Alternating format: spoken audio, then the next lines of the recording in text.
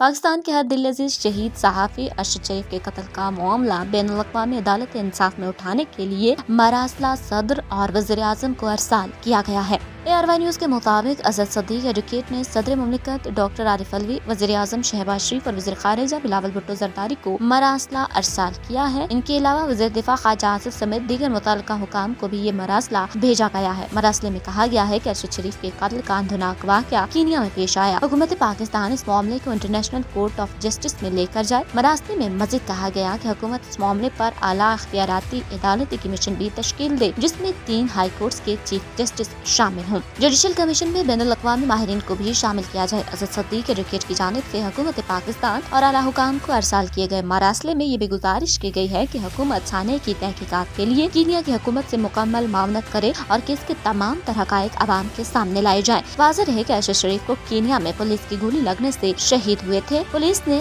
موقف دیا تھا کہ واقعہ غلط فہمی کے باعث پیش آیا ہے۔ حکومت پاکستان نے واقعے کی تحقیقات کے لیے اعلیٰ سطح تحقیقاتی کمیٹی تشکیل دے دی ہے جو انویسٹیگیشن کے لیے کینیا روانہ ہو گئی ہے۔